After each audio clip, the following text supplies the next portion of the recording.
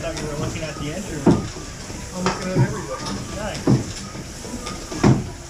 Pretty slick setup.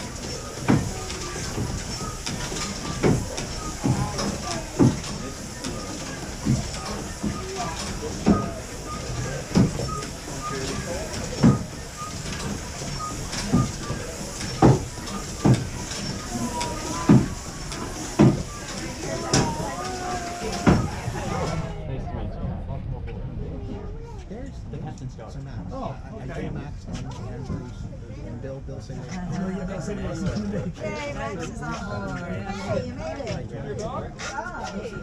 Oh. I can't even talk to my sister. Just couldn't stay away. Just go back when they called me, they said it wasn't a track. Yes. It wasn't the bride and dad are aboard. Downstairs, I think. Right, is the wedding going to take place In the salon. That's the word. The wedding is on the boat. So we have 4 historic vessels in the Seaport. Let's see if I can get up. All right, hello ladies and gentlemen, and welcome to Sabino. Before we get too far out, I'd like to go over a few brief safety announcements, namely life jackets. They are located behind the pilot house in small cubbies here and on the other side. They are located in cabinets on either side of the staircases going down. They are located in boxes near the rear of the ship, and they are also located underneath the cushioned seats in the ladies' parlor just behind the engine room, as well as underneath the bench on that side of the ship. Aside from that, also, please be very careful on the staircases, as they will be very slippery today, and please do not lean too far out of the boat, for obvious reasons. Yeah. Common sense goes a long way.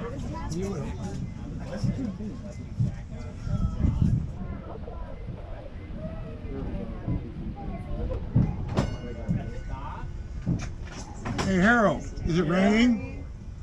Is it raining, Harold? What? Is it raining? No, it's not. It's totally stopped. Thank you. You're welcome. For the moment. It stopped enough.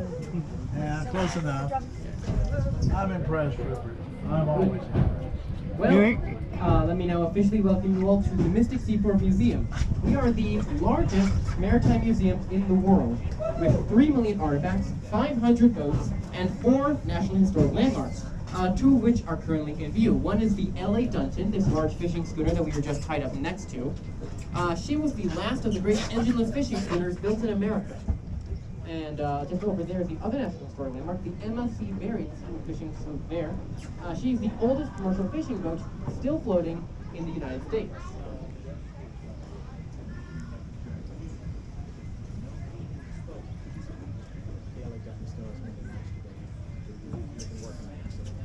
Now, an interesting fact, the museum was built on 2 older shipyards, the Mallory and Sons and the Greenman Brothers. Most of the buildings here are actually from other locations all around New England. The Oyster House, which you can't see just yet, came from New Haven. The life-saving station, which is that this is a very long sort of shack of a building with green windows over back there, that was brought in from Block Island. 250 feet of the 1,050 feet rope walk exhibit came from Plymouth, Massachusetts, and that rope exhibit is in that long, no, sorry, not long, tall teal building just over there. I understand that an exhibit on rope does not sound particularly interesting, but take my word for it, it does. You do owe it to yourself to see it before you leave. I've been through it. It's great, and the poem at the end says it all. Yes, thank you, sir. No, I can't spoil it though.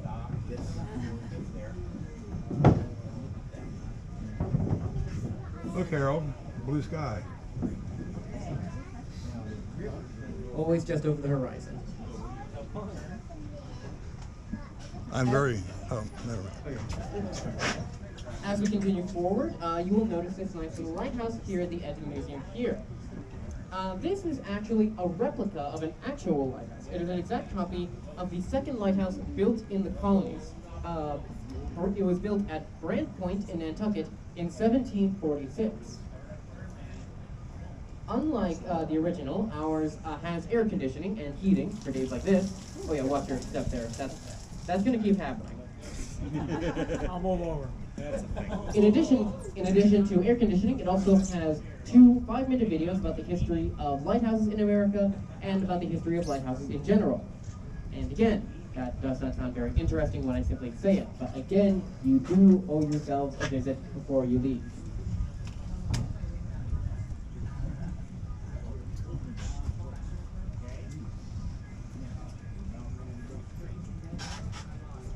Those are Fresnel lenses on that lighthouse. Yeah.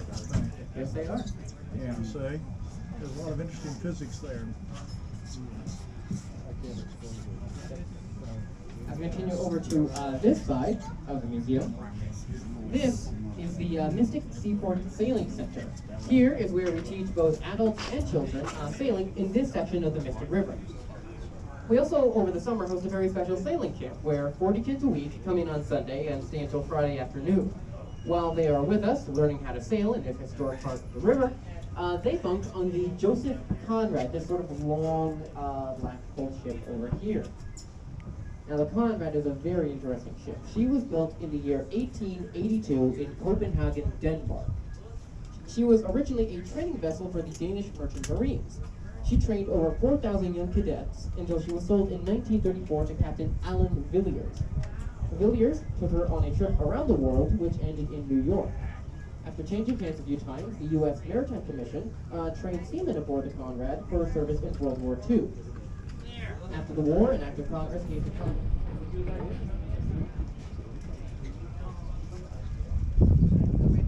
And as we continue down the dock here, you will notice that a great many buildings and locations here at the seaport have a blue and yellow flag flying in front of them. Those flags indicate that there is an interactive exhibit that you can go to and experience. For example, you can go to the Mystic printing press and see how newspapers used to be made with various different stamps and large textile machines. You can go to the cooperage and see how barrels were made, how planks were bent and metal was forged around them and was used to hold whale oil in some of these ships. There are countless interactive exhibits like that all across the seaport, so I suggest you see as many as possible. Or you can go to the Planetarium and get some really great shows.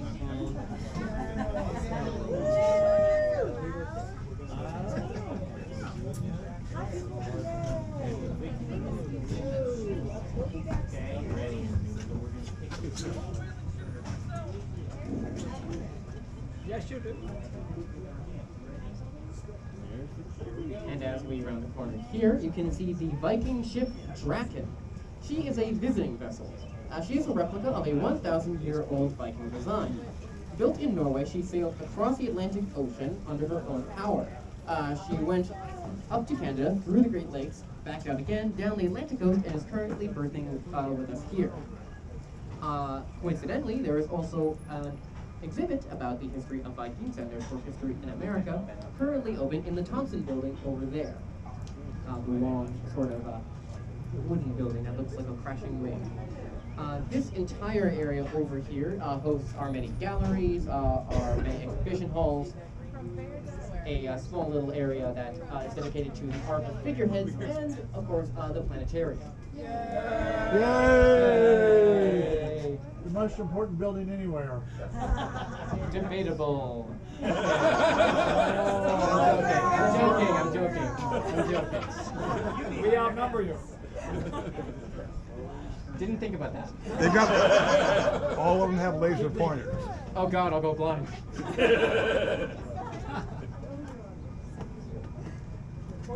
I'm just going to casually offensively just sort of shoot up the other side of the boat. So I can point out the other natural historic landmark here at the seaport. Oh, yes, Captain? Oh, I thought you said my name. Okay. Sorry. Excuse me? You can see over there the Welcome to Sabino. Any more children on board are welcome up to the pilot house, and I'll give you a lesson in steering. Anyway, the Charles W. Morgan is just on this by the ship there. The Charles W. Morgan was built in 1841 and whaled for 80 years until 1921.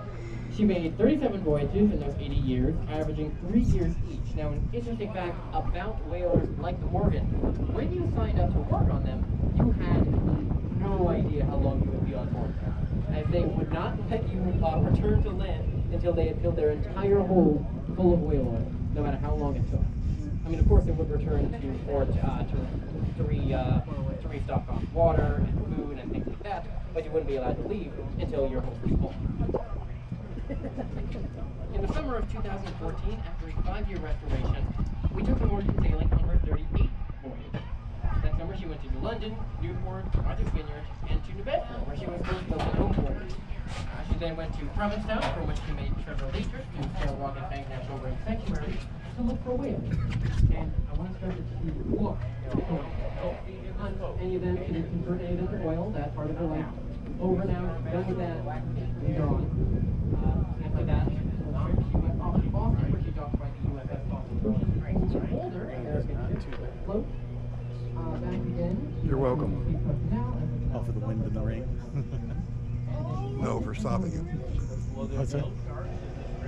Now, the Morgan was actually known as a very light ship. She whaled for 30 years, when most ships of her class lasted only 20 years. Will you help me turn? In addition to that, she had more than one close call. 47? There's the next green buoy over there. We keep the green buoys on that side, so we have to turn the boat, right? Will you help me? That's it. Help me. Help me. Good job. Now look back at the mast and see the land moving? You're turning it, right? You did that. You're doing it. And see, here's the green buoy. We're getting closer and closer to it. Can you see it in the center window now? Came in behind him, breathing in the rest of the whaling fleet behind him, trapping them in a frozen ocean for several months. So she narrowly escaped that. Another similar story was when she was in the South Pacific Ocean as was completely becalmed, which meant that there was no wind. And without any wind, she couldn't move forward. She was at the mercy of the currents, which were currently bringing her onto the reef of an atoll, which is a type of volcanic island. It's a small island that's surrounded by a ring of sandbars, rocks, and reefs. If she were to crash on that, she would undoubtedly wreck her hull and be stuck there forever. In addition to that, there were cannibals on this island that were now beginning to get into their canoes and were slowly paddling out towards the Morgan. Again, this was a complete stroke of luck, and not to disparage him, but this was not on the case. This was not due to the skill of the captain. The current suddenly decided to switch directions, and the Morgan narrowly missed being wrecked on the island, and then floated out to a part of the Pacific with no wind. Yeah, there is no logical reason why she should be here. But we're glad that she is. The drawbridge is up. Okay, cool, where? Over there. Oh, I see it, yes, the drawbridge is up. Now, It's coming you might have down. noticed at this point that a great deal of the Vintage Seaport Museum is dedicated to whaling in particular. And this because whaling was incredibly important to America's maritime history. In the early years of the Industrial Revolution, petroleum had not yet been discovered, which meant that at the time, the most lucrative and most practical form of lubrication was whale oil. Whale oil was used for cogs in machinery and in mills and factories to make sure that nothing got stuck.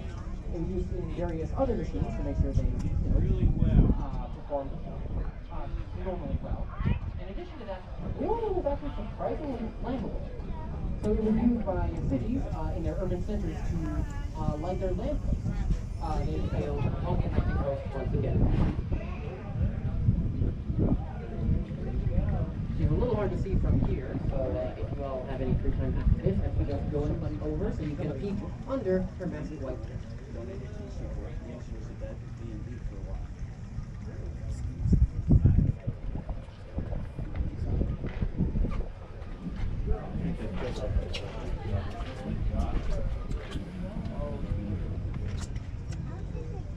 The way you rock it back and forth and then do the thing.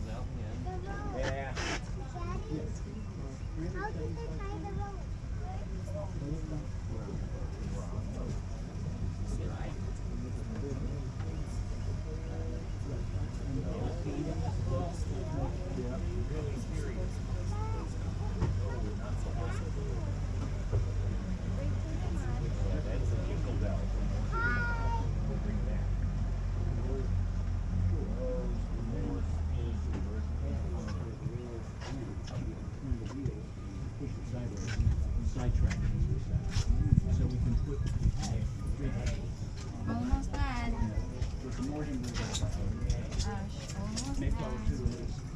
another vessel next to it, and then one having more temporary, shorter duration, shore work. Oh, I'm sorry.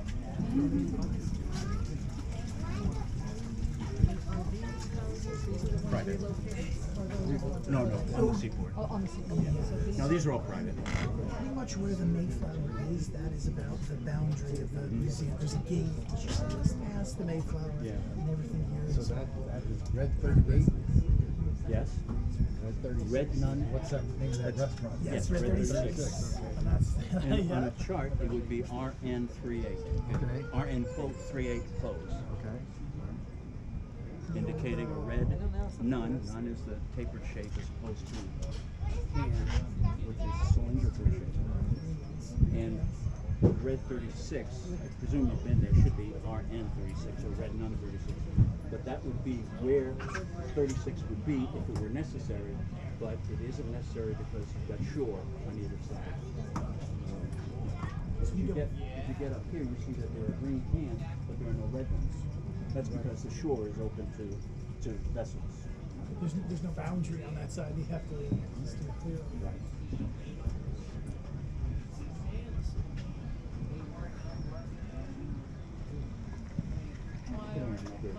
Here. Yes. So what's the typical floor? I don't know what these guys are. What do we have to see for $5, $6 a foot? I don't know. And I've talked to mariners that have come in and they say, oh, that's a good price. So, and it's the total length. So if you got 1,000 scale, you start there to where the back end of your boom. Yeah, per night. Yeah. Some places will let you tie up for a few hours without charge. If they've got it's not busy. But this is a private dock and schooner wharf it's called, and I don't know what the prices are. There's some long-term people. Anne has been here for years. There's other vessels that have been here. Very good people. It's like came a couple of years ago, and apparently it does cruise. I don't know how they arrange it, but I saw them going out a couple of days ago. There's your name, Kraken. Cool. Release.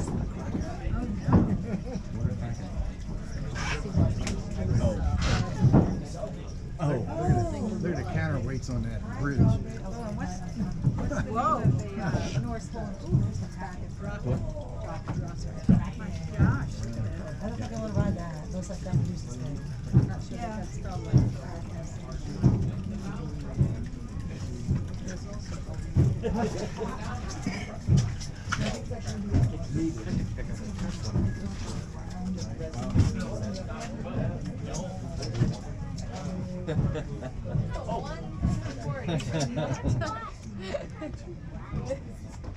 Here, give her the whistle. Just let her play with the whistle. Don't pull that key. Yeah, everything in here has a reason. That's a no-no. That's a no-no. You want to really make a whistle? Here's a whistle. That's a whistle.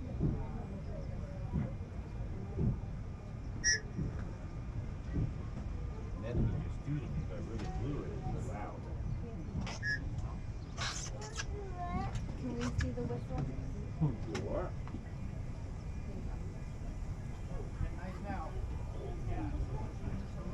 Oh, yeah. Yeah, we can turn that way a little bit. Now watch your mask and see the land moving behind it, so turn some more.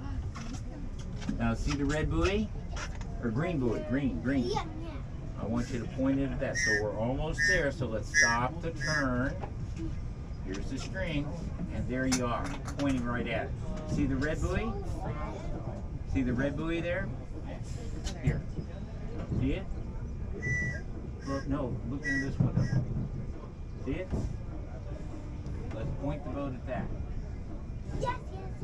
Okay. Turn it line right up with the big white tent where the Mayflower is. Do you know the Mayflower's in that tent? It is. That's where the Pilgrims came over I do see it. Okay. Now we're pointing right at the red one. Now see the green buoy? Yeah, that's the well,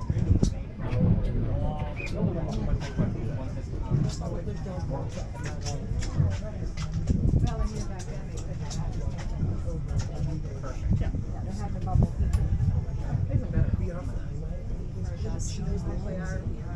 Max. Oh, John, nice to meet you, sir. Welcome aboard. Thank you.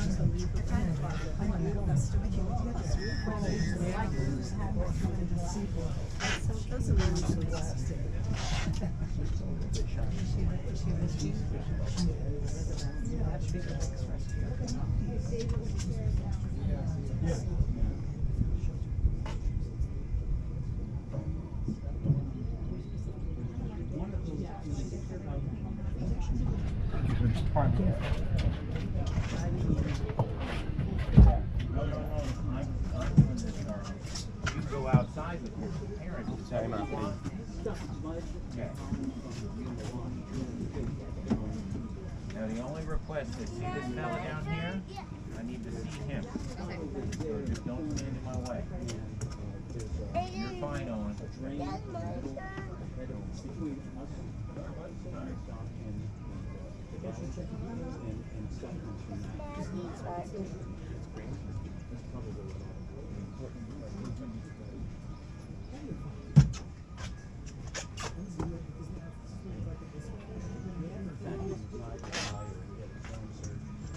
Coming, it's coming.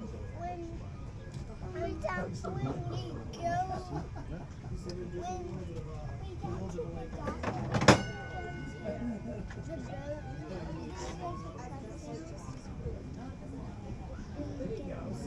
What's your question? Eclipse in? Yeah, we're gonna go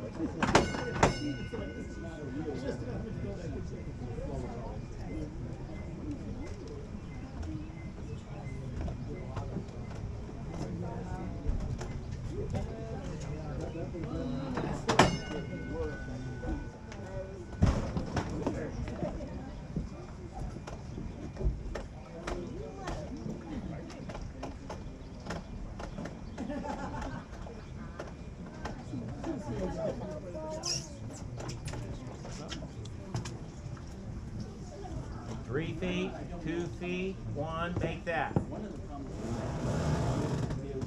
we go.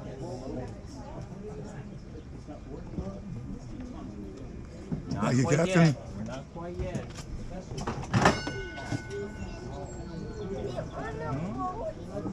Oh, that's Holland. Yeah, no, he's standing on the boat. On it. No, we're fine. You can go up and get the bow line. I'm just bringing the bow in to you. Are you okay? Yeah.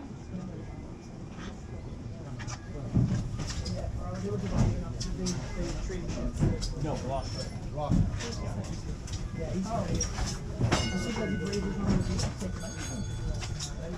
hello, everybody. Hello. Hello. Hi. Oh, not yet. Welcome to Maps. It's gonna be okay. Yeah. Because the ceremony's upstairs. How was it? Excellent. Thank you very much. No problem. Yeah. And thanks for all the sweat you put out. Hey, it's actually pleasurable. Yeah. Yeah, I could have fun with this for a while, but I don't think I could handle it. Yeah. Everybody questions my sanity, so. Yeah. Hey, you're doing something you love. That's, Yeah. that's the best insanity there is. Yep. It's awesome. Thank you.